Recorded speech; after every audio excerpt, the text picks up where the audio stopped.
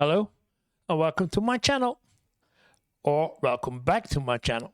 My name is Johan and I'm a Dutchie, and I react to videos about life and living in Australia because I want to learn about life and living in Australia because it's way down there and it's too far for me because I'm afraid of flying. And yeah, there's something like a ocean in between Europe and Australia. So yeah, the only way that I can do this is actually look at YouTube videos and learn by YouTube about life and living in Australia. And we are only a couple of weeks on the way, and I have a lot of Aussies commenting on my videos, so I'm learning extra because of all the comments that I get about what they've seen in the video. So it's really enjoyable to do this and to learn about Australia by videos, but also by stories that I hear from the Aussies.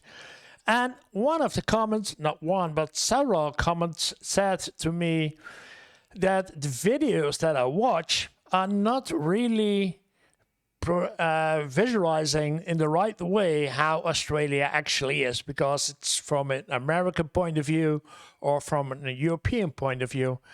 So I opened up a Google form so you can drop your suggestions about which videos are the best to look at about life and living in Australia. So the link is in the description if you need it.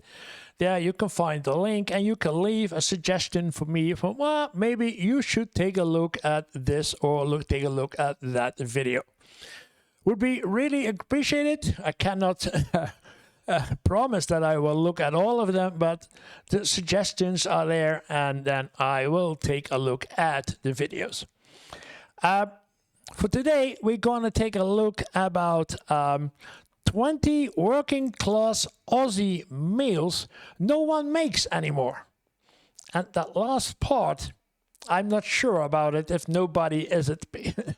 Because the first comment that I see in my eye, somewhere down here, I'm 37 years and I still eat several dishes from this video. So it's no longer that nobody makes them anymore, but I want to know, what are those dishes? Where is Australia famous for? Like Italy with pizzas, and we over in the Netherlands with our mashed potatoes, and Germany for the wurst, and the Spanish for paella. So where is Australia famous for? And maybe I get the answer from this video.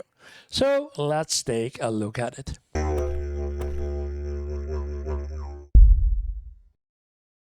There is a version of Australia that existed in kitchens you cannot find anymore.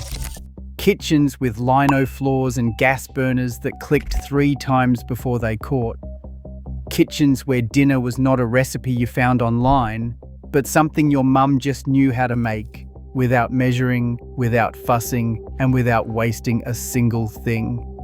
These were the meals that fed families through tight weeks and cold winters. Real food. Real food, real Australian food. Yeah. It's like looking in the past. So we had the same kitchen when I was very young. Honest food. The kind that has almost completely disappeared from our tables, and most of us never even noticed it go. Hi, my name is Albert, and this is Old Australian. Dripping on toast. If you grew up in a working-class Australian home before 1980, there is a reasonable chance that dripping on toast was just breakfast. Dripping on toast? Wow. So we call it mental devious. Not a novelty, not a throwback, just Tuesday morning. Dripping was the fat that came off a Sunday roast, collected in a dish, left to set in the fridge, and then spread cold and thick across hot toast the next day. Sometimes it was pure white and smooth. Other times it had a layer of dark jellied meat juices at the bottom. And oh, wow.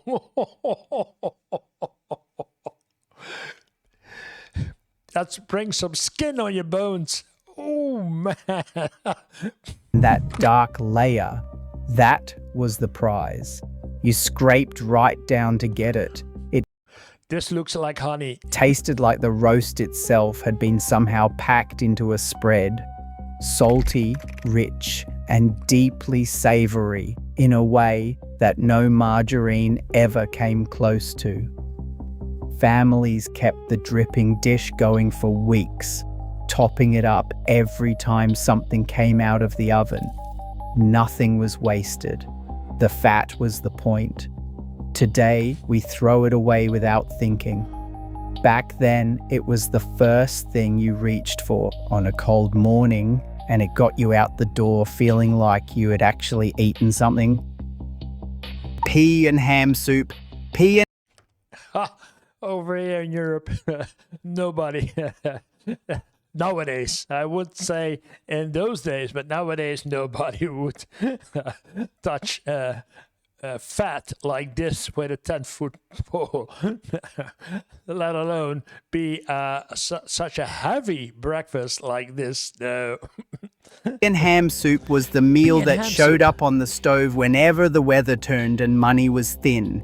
You soaked the split peas overnight, threw in a ham hock that cost almost nothing at the butcher, added onion, maybe a carrot, and let the whole thing bubble away for hours until it turned thick and almost impossible to stir.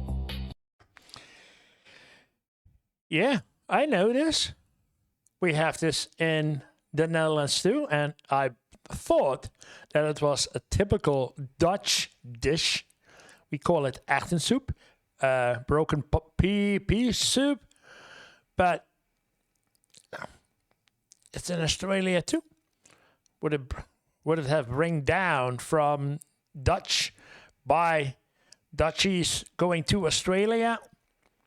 But I really know this because it's what we call echte soup. Real thick soup you can hardly steer from peas and pig meat. Yeah. Wow. How did you call it? Sorry. Whenever the ham soup Pea and ham soup. Yeah. Yeah. I see carrots and the peas in it. Yeah, it's the same. I used to be a chef too, so I know how to cook. hock that cost almost nothing at the butcher, added onion, maybe a carrot, and let the whole thing bubble away for hours until it turned thick and almost impossible to stir. Yeah, that's Dutch soup, no doubt about it. The ham hock would fall apart eventually, and you would pull the bone out, shred whatever meat was left clinging to it, and stir that back through. The result was something so thick a spoon could stand up in it.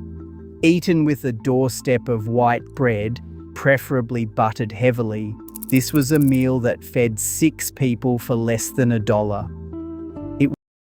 Yeah, but this is no offense, but this is really a Dutch dish before Australia was discovered. So it's ours. Was the kind of soup that made a cold house feel warm before you even sat down. You could smell it from the front door. And if you were lucky enough to come home to that smell on a winter afternoon, you knew everything was going to be all right. Nobody really makes it properly anymore, which is a genuine shame because nothing from a packet has ever come close. Now, if I make it myself, and I do, in the winter, it's now winter in Australia, but over here it's summer. I'm glad that today we had a temperature less than 30 degrees. It was only 28 degrees, so I did some cycling. But in the winter, when it's really cold, I sometimes make this dish. I do. It's a great dish to make. Simple and very easy to make. Yeah. Saveloy and sauce. Saveloy and sauce. Okay. The Saveloy was the great democratizer of the Australian school canteen and milk bar. That bright red, slightly rubbery, deeply mysterious sausage sat under a heat lamp or bobbed in a pot of hot water, waiting patiently for someone to come along and rescue it. You grabbed it on a piece of white bread or a bread roll, squirted on tomato sauce, and that was lunch. No questions asked. That was school lunch? Oh, wow. Nobody was sitting there wondering about provenance or artisan production methods. You were 9 years old and starving, and it cost 20 cents. 20 cents. The Saveloy had a snap when you bit in, a faint smokiness, and a saltiness that hit immediately. Looks like a hot dog, but I don't know enough about it. Paired with that sweet, vinegary tomato sauce, it was practically a complete sensory experience. This really looks like an hot dog. Milk bars sold them alongside a Farmers Union iced coffee and a bag of chips. And that combination right there was peak Australian childhood. You can still find them occasionally, but the experience is not the same. The heat lamp is gone, the milk bar is mostly gone. Somewhere along the way, the Saveloy quietly lost its place in Australian life. Mince on toast. Mince on toast. Mince on toast was the weeknight meal that asked nothing of you except a frying pan and about 15 minutes. You browned off the mince, threw in a diced onion, added a can of tomatoes or a squeeze of tomato paste, seasoned it with salt and pepper, and spooned it over thick slices of white toast. That was dinner. Some families added Worcestershire sauce. Others threw in frozen peas at the last minute so they could feel like the meal had vegetables in it. Fair enough, Okay. honestly. The mince would soak into the toast just enough to soften the edges while the middle stayed crisp. It was salty, filling, and ready before the kids had finished arguing about whose turn it was to set the table. Mince on toast. Looks like what we in Italy would say as a bolognese sauce, but without the pasta. Toast was the meal that kept countless Australian families fed through the lean years of the 1970s and the 1980s. Looks good. It never pretended to be anything it was not. It was just dinner, reliable and honest, and somehow that was always enough. Lamb's fry and bacon. Here is where some of you are already scrolling away, and I respect that completely. Lamb's fry was lamb liver, sliced thin, dusted in seasoned flour, and fried in a pan alongside rashers of bacon. The liver was cheap, genuinely, embarrassingly cheap. And because it was cheap, it ended up on a lot of working class tables across Australia through the 1950s and the 1960s. The trick was not to overcook it, because overcooked liver turns into something closer to a pencil eraser than food. Done right though, lamb's fry had a deep mineral richness that the bacon balanced beautifully. You ate it with mashed potato and maybe some onion gravy poured over the top. It was a meal built for hard-working people who had been on their feet since 5 in the morning.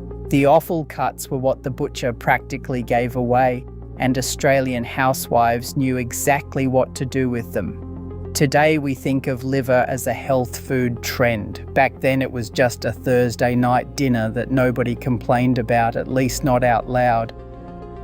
Corned beef and white sauce. Corned beef and white sauce. Merry Christmas. Corned beef day was its own kind of occasion. The silver side went into the pot in the morning, covered in cold water with a bay leaf, some peppercorns, maybe a splash of vinegar and a spoonful of brown sugar, and it just sat there simmering quietly on the back of the stove for most of the day.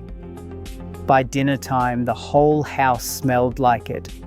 You sliced it thick, and over the top went a white sauce, a simple bechamel made from butter, flour, and milk. Bechamel sauce, yeah. Sometimes with a little mustard stirred through, served with boiled Bechamel with mustard. Okay. potatoes and whatever vegetable was on hand. Simple, filling, deeply satisfying in a way that is very hard to explain to someone who has never eaten it. Cold corned beef the next day in a sandwich with mustard and white bread was arguably even better than the original dinner, and that is not a controversial opinion in this house. Corned beef has never fully disappeared, but the white sauce, the proper ritual of it that has, without the sauce, it is just not the same meal. And corned beef is still, you can still buy it in the supermarket. So Tripe and onions, all right? I know exactly what face you are making right now. But hear me out, because tripe and onions was once a completely normal dinner on Australian tables. British Australia welcomes British immigrants. Particularly among families with British and Irish heritage who came out after the war. Tripe is the stomach lining of a cow, and before you close the video, I want you to know that your grandparents ate this without Horrible. It's the stomach of a cow. You're not gonna eat it. batting an eye. It was braised slowly in milk with onions until it became tender and almost silky, served in a pale, creamy sauce over mashed potato or with bread. The flavor was mild. Tripe and onions. The texture was the challenge, let us be honest about that, but it was nutritious. Yesterday say about cheap butter offcuts, braise and onions, mellow chew, stretch on a packet. Every day, then squeamish now. Okay, every day, then squeamish now. It was practically free, and it was what a lot of people had in their fridge on a Wednesday. Tripe disappeared from Australian tables fairly quickly once the economy improved and people could afford to be choosier. But for a generation of Australians, it was just dinner. Regular, unremarkable, nothing to fuss over. Gone now and probably not coming back. Some things stay in history for a reason. Chops and angels on horsebacks. 3 veg. If there is one meal on this list that is the actual beating heart of mid-century Australian working class cooking, it is chops and 3 veg. A lamb chop, or maybe 2 if it had been a good week, grilled or fried in the pan until the fat went crispy at the edges.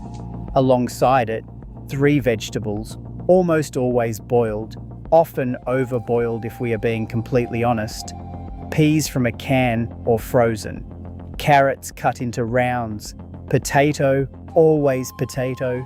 Maybe some pumpkin. The whole plate was beige and orange and lamb chops and 3 boiled veggies. Somehow perfect. There was no sauce unless you counted the little pool of lamb fat and pan juices that collected around the chop. And you did count it because you used your bread to mop it up at the end. This was the default dinner of an entire generation of Australians. The meal that required no discussion, no planning, and no recipe. You just cooked chops and 3 veg because that was what dinner was. We have replaced it with 1,000 other things, and none of them feel as certain. Tomato sauce spaghetti, Aussie style. Aussie style. Okay. Is not Italian spaghetti. It's not Italian spaghetti. Okay, it's not. I believe it. I want to be very clear about that before anyone sends me a letter. Aussie spaghetti from the 1960s and 70s was a specific thing with its own rules. You cooked the spaghetti until it was very soft, well past what any Italian grandmother would tolerate. Then you stirred through a can of tomato soup or a bottle of tomato sauce, maybe with some fried mince if the budget allowed, and served it on a plate with white bread on the side. Sometimes there was a sprinkle of that powdery parmesan from the green shaker tin that still looks like spaghetti bolognese, not Milanese, spaghetti bolognese. So if it's not a different kind of pasta for spaghetti to start with, the rest looks like it's an original Italian-based recipe. Smelled like old socks, but tasted brilliant on everything. This was the Parmesan. exotic meal of suburban Australia. The meal that made families feel like they were eating something a bit different on a Friday night. It bears almost no resemblance to real Italian pasta, but it was beloved, it was fast, and every single person who grew up on it.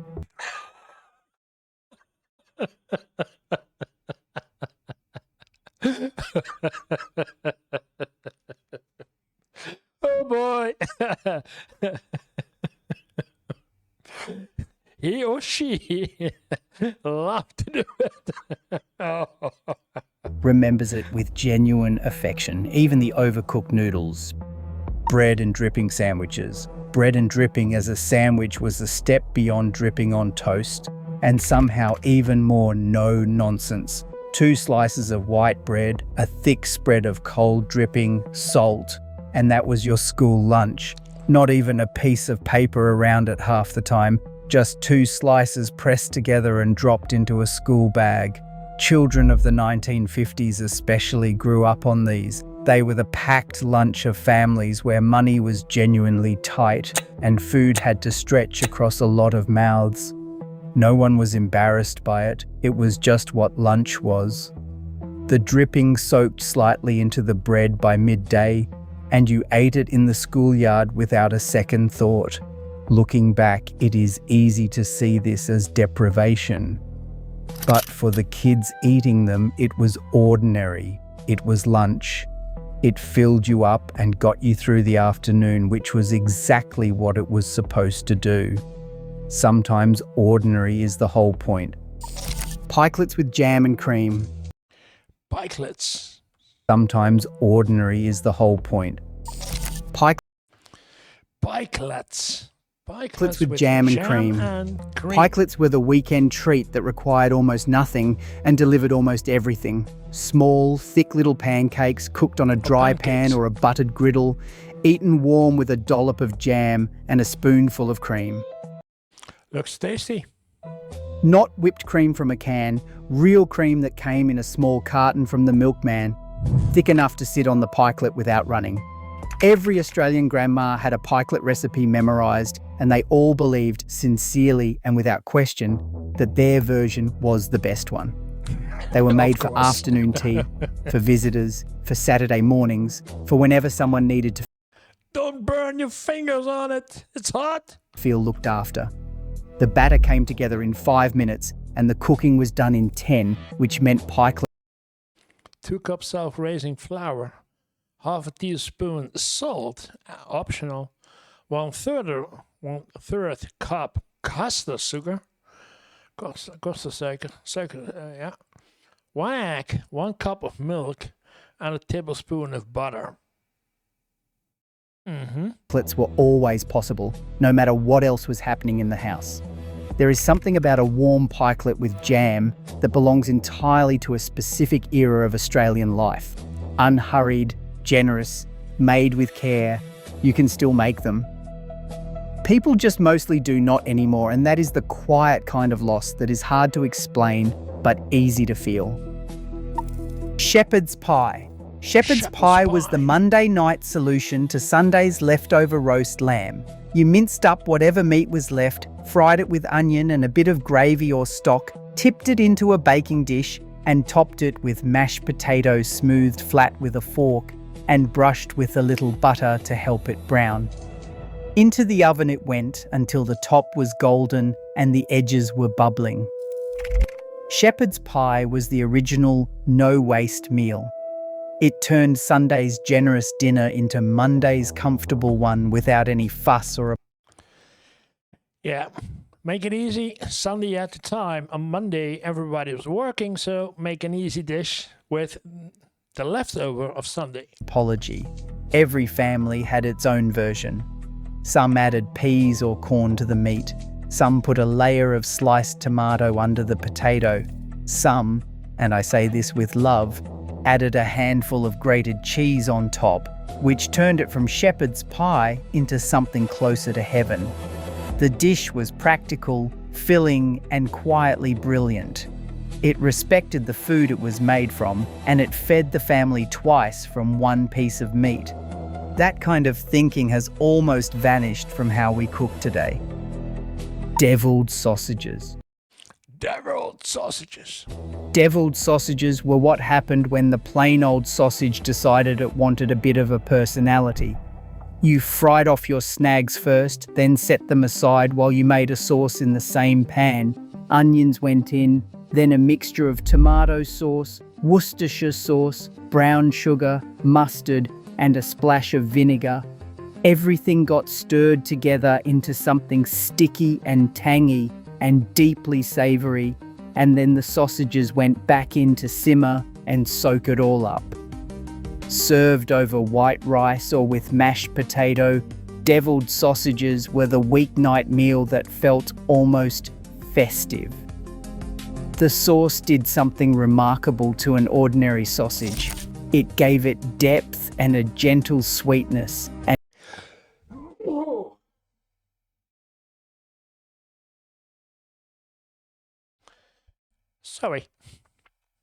just enough bite to make you go back for another one. This was not a fancy dish, but it punched well above its price point, and it made a packet of sausages from the supermarket taste like something you had actually tried to cook. Families across Australia made this through the 1970s and the 1980s, and then somewhere along the way, it just quietly stopped appearing on dinner tables. Yeah, because it was associated, I guess, with poor man's food. I'm not sure. It's just my assumption here. And nowadays, people earn more. There's better meat and overall better food available in the shop. So, yeah. Baked bean jaffles. The jaffle iron was one of the jaffles. great inventions of the Australian kitchen, and baked beans were its greatest collaborator. Heinz? You laid your buttered bread in the iron, spooned on a generous amount of baked beans, sometimes with a slice of cheese on top if you were feeling ambitious, pressed the other slice of bread down, clamped the iron shut, and held it over the gas flame or plugged. This is what I know. This is the original one that my mom always used above the stove. This one, not the other one with electricity, actually toaster, but this one. Look here, I saw, and then this iron piece on the side. It's plugged in the electric version and waited. Yeah. What came out was a sealed parcel of crispy, buttery toast with molten, steaming baked beans inside, sealed at the edges so that the filling could not escape. Oh, but that is puffed cake. With puffed cake. Inside, sealed at the edges so that the puffed pastry, not puffed cake. Puffed pastry.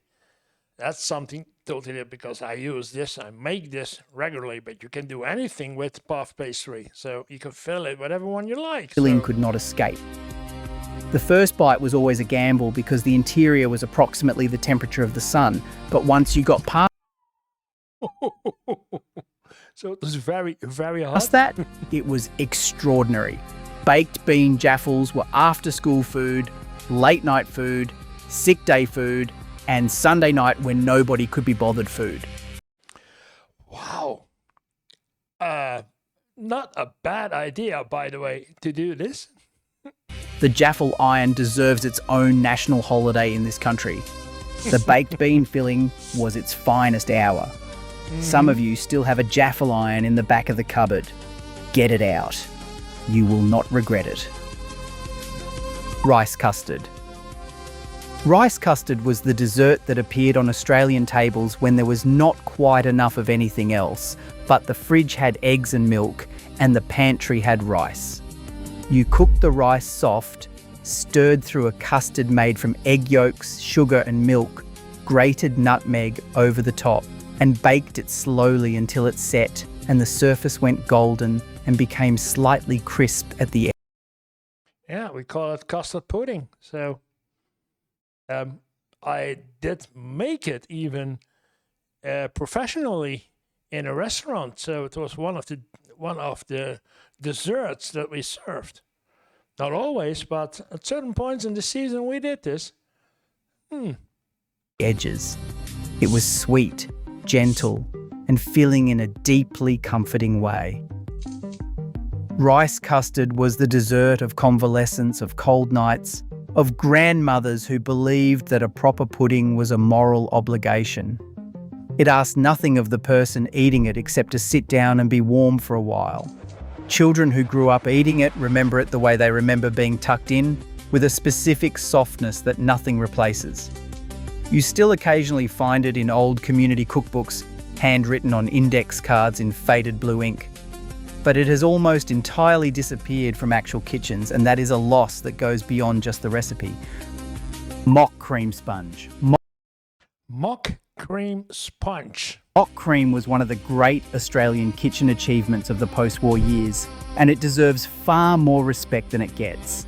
Real cream was expensive and not always available, so Australian cooks developed a substitute made from butter, sugar and milk, beaten together until it became light and fluffy and looked at a certain distance almost exactly like whipped cream.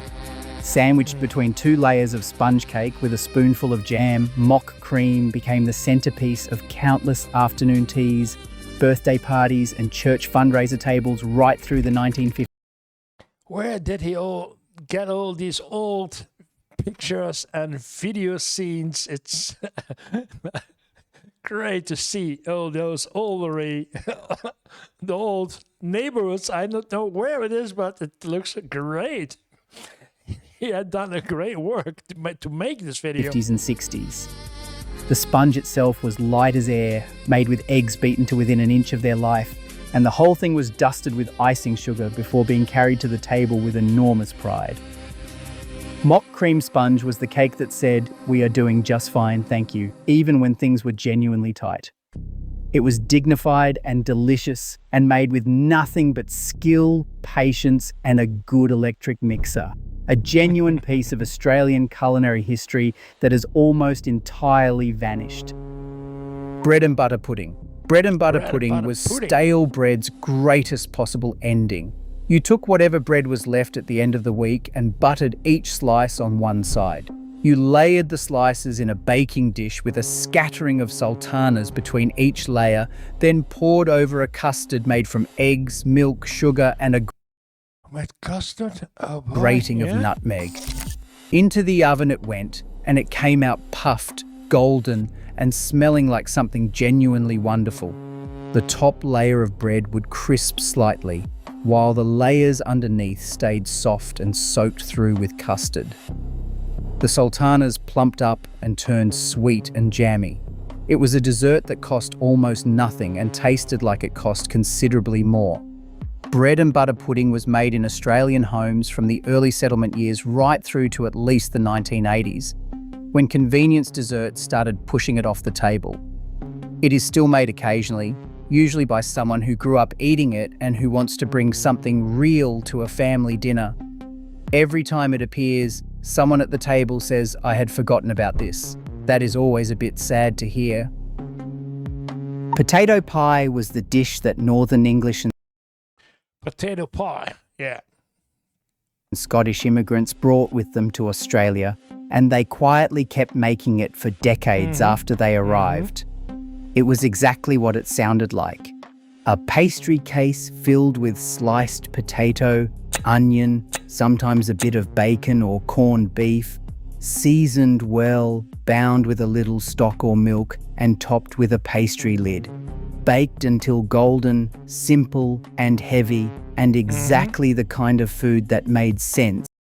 Still used in even all the kitchen forms, not only in England, but I know it from gratin we use in the French kitchen. So it's all about potato gratin. When you had been on your feet in a factory or on a building site all day. Potato pie appeared in Australian community cookbooks throughout the first half of the 20th century, and was a regular feature at working-class tables where meat was a luxury and a full belly was the actual goal. It sounds very plain on paper. But hot out of the oven, with a slick of butter on the pastry and a shake of salt and pepper, it was genuinely satisfying in a way that more elaborate dishes rarely matched.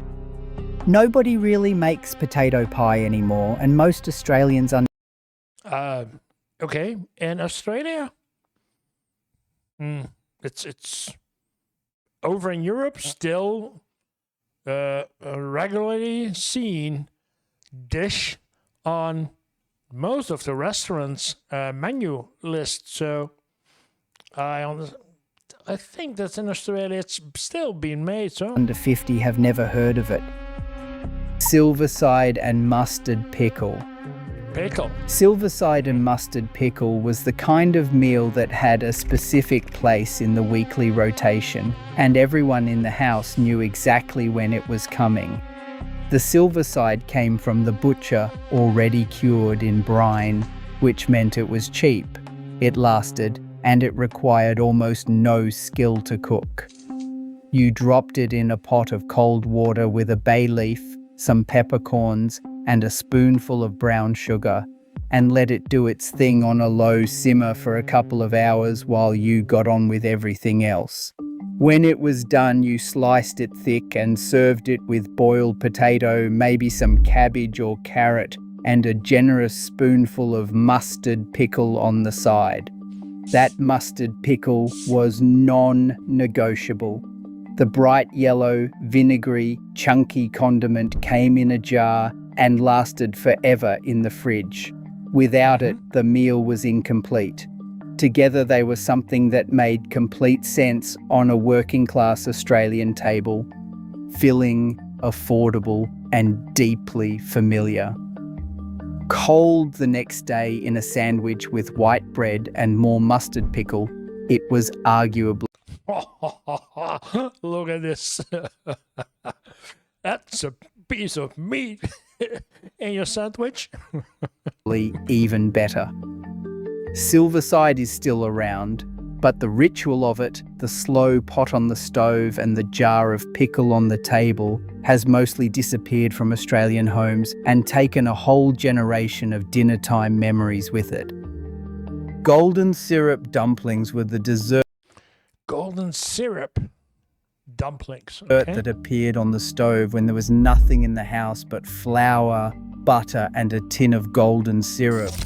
In a working-class Australian kitchen, that meant there was always enough for dessert. You made a simple dough, rolled it into balls, and dropped them into a simmering sauce of golden syrup, butter, water, and... Well, what is golden syrup? Honey syrup? Where's it based on? This syrup, it's called golden syrup, but based on what? a squeeze of lemon. The dumplings puffed up as they cooked, absorbing the sauce and becoming soft and sticky, deeply and almost aggressively sweet, served warm in a bowl with a spoonful of syrup ladled over the top. Ice cream if you had it, nothing else if you did not, because honestly nothing else was needed. Golden syrup dumplings were the dessert. Okay, it's not gold, it's golden syrup. What is golden syrup? That ended difficult weeks on a sweet note. They were fast, they were cheap, and they made children sit up straight at the table because this was something worth paying attention to. The tin Lyle's golden syrup. Based on what? Maybe I'm lying. Sons is to produce sugar refineries. So it's molten sugar? tin of golden syrup with its black and gold label and the picture of the lion was a pantry staple in Australian homes for most of the 20th century. These dumplings were why. They still get made occasionally, and every single time they do, the reaction is the same. Pure, uncomplicated joy. These 20 meals are more than just old recipes. They are a record of how ordinary Australian families ate, survived, stretched what they had, and still managed to put something warm and real on the table every single night. A lot of what has replaced these dishes is fine, some of it is genuinely great. But there was something in that older way of cooking, that absolute refusal to waste, that confidence in the simple and the honest, that is worth holding on to. If any of these dishes brought back a memory, drop it in the comments below. I genuinely want to hear what was on your family's table. My name is Albert, this is Old Australian, and I will see you in the next one. Now, before moving to Australia, I genuinely... Okay, interesting dishes, but all based for the working family. So I wonder, in those days, was it because it was hard working and low pay that people were forced to be as conservative as possible with what they buy and what they eat, because it was too expensive to do so? And did it change during the past century in people getting better paid? And because they got better paid, they are buying more luxurious foods, and that's why some of these dishes slowly disappeared from daily dinner. I don't know, but it makes me wonder, how was it? So maybe I'm gonna look up one of these days how it was in those days with the working class. But very interesting. I liked the video already because it's a very great video. It was a lot of work is put into it to make it, with all those original video scenes in it. It's great, and a lot of dishes are being set here. We're seeing here. Yeah, I love it. And if you like this kind of videos of me reacting to, then maybe this is a good place to look at another one from me. And otherwise, it would be really appreciated if you hit the subscribe button. Thank you for watching, and see you in the next Australian video.